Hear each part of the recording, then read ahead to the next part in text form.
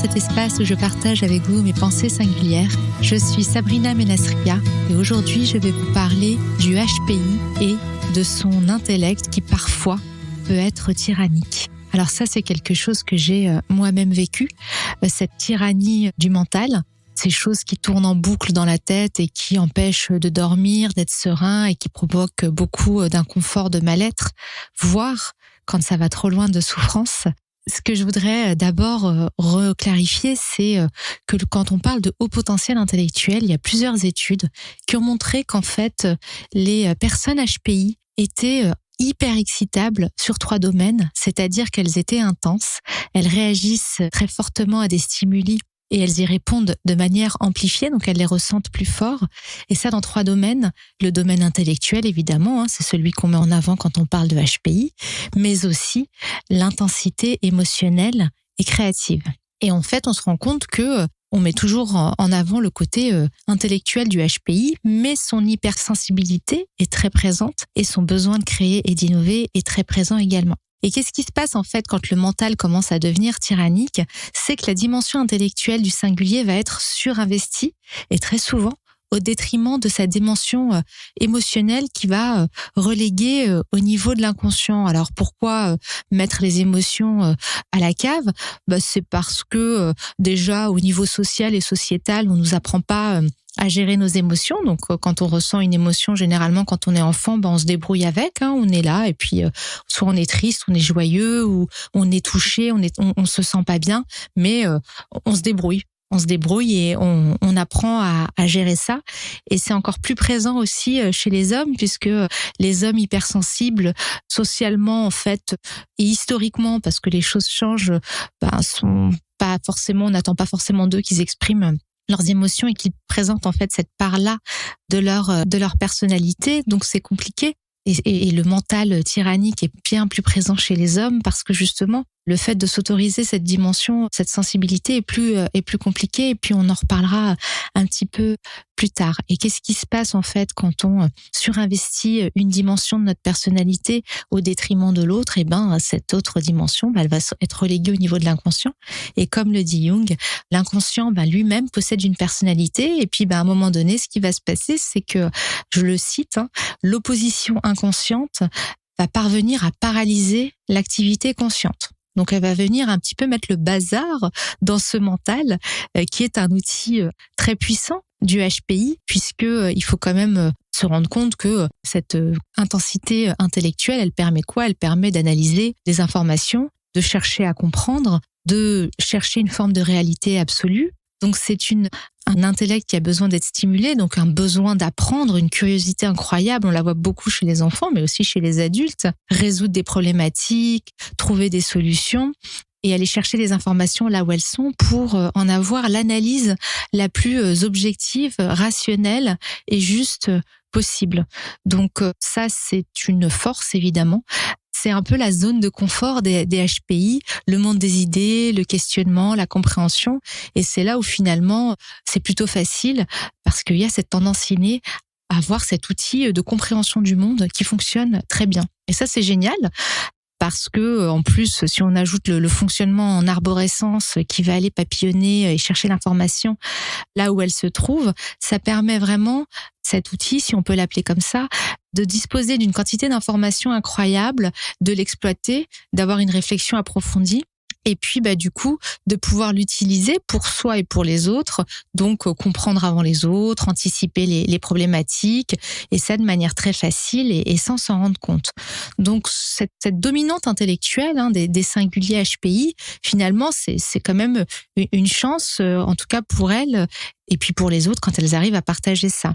Mais, évidemment, cet outil, ce mental, il peut parfois prendre les rênes et puis fonctionner tout seul. Et en cas de déséquilibre, le singulier peut en perdre le contrôle. Parfois, alors comment ça arrive? Parfois, suite à un choc émotionnel, une forte trahison, de la peur, une très grande peur qui est ressentie, une échéance, de l'anxiété. Et ce qui va se passer à ce moment-là, c'est que ce mental, qui était à la base un outil de gestion de la rationalité pour analyser les choses de manière rationnelle, eh ben, il va commencer à tunneliser, c'est-à-dire qu'il va s'auto-alimenter et fonctionner tout seul. Donc, on passe d'un fonctionnement où finalement, on va aller chercher de l'information pour aller comprendre une réalité objective, ce qui est le fonctionnement, on va dire, optimum, un besoin justement, parce qu'on a été trahi ou parce qu'il y a une émotion qui est présente, d'auto-alimenter la réflexion en fonction justement de ce qu'on a ressenti. Alors, avec un exemple, ce sera plus simple. Si vous découvrez par exemple qu'une personne vous a menti, et que ça vous a touché, eh bien, vous allez analyser toutes les expériences du passé en tentant de trouver les faits qui font d'elle une menteuse, cette personne une menteuse. Donc, vous pourrez développer un biais d'analyse et vous allez orienter votre réflexion finalement en fonction peut-être de la conclusion que vous souhaiterez obtenir. Et ça peut durer longtemps comme ça. Et le risque avec ça, c'est qu'en fait, on se coupe de la réalité. Quand le mental, quand on tunnelise, on n'accède plus à l'information extérieure. Et finalement, on perd une partie des données pour pouvoir avoir une analyse objective de la réalité. Et là, le mental, eh bien, il devient un peu fou. Il fonctionne un petit peu tout seul. Et il s'auto-alimente. Et finalement, le singulier peut perdre le contrôle, perdre le sommeil, avoir une grande fatigue émotionnelle et finalement ne pas savoir comment arrêter ce mental qui, quelque part, a pris le pouvoir. Alors déjà, c'est l'intellect qui se retourne quelque part un peu contre soi. Et cet exemple-là, il s'applique aussi dans le travail, les amours, les enfants, la famille, peu importe, et est très souvent lié, je vous le disais, à un choc émotionnel ou en tout cas à quelque chose qui va toucher les émotions. Si vous n'êtes pas touché, par exemple, si je prends l'exemple du mensonge, si ça vous a rien fait, finalement, la personne, elle vous a menti, vous en avez rien à faire, vous dites quelle menteuse, allez, je veux plus lui parler, et puis ciao, et c'est terminé, l'histoire est finie. C'est bien parce qu'il y a un impact que le sujet tourne en boucle dans la tête. C'est bien parce que quelque part, il y a une partie de soi qui a été touchée, que finalement, ça tourne, et qu'on n'arrive pas à en sortir. Et donc, dans ces cas-là, on préfère être seul dans sa tête plutôt que de se confronter à la personne, au monde. Et ça, le principe de réalité, dans le cas de la tunnelisation et du mental qui commence à s'auto-alimenter, il est vraiment important. Se confronter à la réalité, sortir du tunnel, regarder le monde tel qu'il est. Et si c'est une personne, aller voir la personne et lui parler. Ça, c'est un sujet qui est difficile parce que très souvent, il y a une forme d'appréhension parce qu'il y a cette hypersensibilité qui peut faire qu'on peut se sentir un peu gêné d'aller parler à la personne. En plus, on est remonté comme un coucou. On appréhende, on anticipe la réaction. Peut-être qu'inconsciemment, on a peur de se tromper. En tout cas, on peut ne pas vouloir se confronter à la réalité et trouver très confortable de rester assis dans ce mental qui finalement, on est seul avec sa tête et on a de compte à rendre à personne. Ce que j'observe quand ça part vraiment très loin, c'est ce que j'appelle l'effet Dark Vador, c'est surtout chez les hommes, c'est qu'en fait, c'est la paranoïa qui se développe. C'est-à-dire qu'on devient complètement parano, les moindres faits et gestes de la personne vont être interprétés dans le sens qu'on lui avait déjà assigné. Donc si sa personne était une menteuse, quoi qu'elle fasse, quoi qu'elle dise, de toute façon, la conclusion, c'est celle-là. Et ça arrive parfois chez les hommes et ça peut, pour certaines personnes, celles qui basculent du côté obscur de la force, devenir assez même, je dirais, dangereuse pour eux et même pour les autres. Alors, comment réussir à en sortir ? Alors, je dirais, ouvrez la cage aux oiseaux. Le petit oiseau blessé, il faut le laisser sortir de sa cage. Je sais que ça peut paraître difficile à entendre pour certaines personnes qui ont surinvesti leur mental et qui sont en contrôle intellectuel. Enfin, elles en ont l'illusion de la situation. Mais quand vous êtes en contrôle, généralement, vous souffrez pas. Vous êtes bien. Il y a pas de souffrance ou de tyrannie du mental. Le mental est employé à bon escient, y compris pour dominer. Vous avez des gens qui utilisent leur intellect à des fins très sombres. Et ça leur appartient. Là, ce que j'évoque, c'est vraiment quand ce mental devient tyrannique et que ça devient souffrant pour soi. Et donc, dans ces cas-là, il y a une chose qu'il faut faire et que moi, personnellement, j'ai fait un jour. Une femme m'a dit, démarrais ma carrière et alors j'avais cette approche très rationnelle, je ne laissais rien transparaître, je me faisais un devoir de tout faire de manière parfaite, etc. au travail et je comprenais les autres, mais je parlais pas de moi, je ne disais rien. Et un jour, une jeune femme m'a dit, mais toi, t'es vachement froide. Et j'ai pas compris. Parce que je sais comment je me sens à l'intérieur. Je savais que j'étais très sensible, que je pouvais me vexer, que j'étais la souffrance des autres m'affectait. J'aimais pas la violence. Enfin, je me sentais vraiment à l'intérieur très sensible et je ne comprenais pas quelle est cette image de moi. Et donc le fait qu'elle m'ait renvoyé tu es froide, je me suis dit mais c'est pas possible. Comment elle peut penser ça de moi? Et puis j'ai réfléchi, j'ai analysé la situation. Je me suis rendu compte que jamais, au grand jamais, j'avais verbalisé une quelconque émotion. Donc, sauf à ce qu'elle soit devin ou qu'elle soit très en pâte, elle pouvait pas deviner. Et donc, je renvoyais cette image de moi, mais finalement, qui n'était pas moi. Et c'est à ce moment-là que j'ai réalisé que toute ma dimension intérieure, en fait, était restée verrouillée et que je ne la partageais pas, en fait. Et que je ne pouvais pas attendre des gens qui me comprennent, sachant que je leur avais pas dit, donner des clés pour me comprendre. Et donc, j'avais bien caché mon jeu. Donc, dès l'instant où j'ai compris ça, je me suis dit, il va falloir que tu commences à verbaliser. Et ça, c'est le sujet, en fait, la porte de sortie, la cage aux oiseaux, elle commence par la verbalisation de vos ressentis et de vos émotions.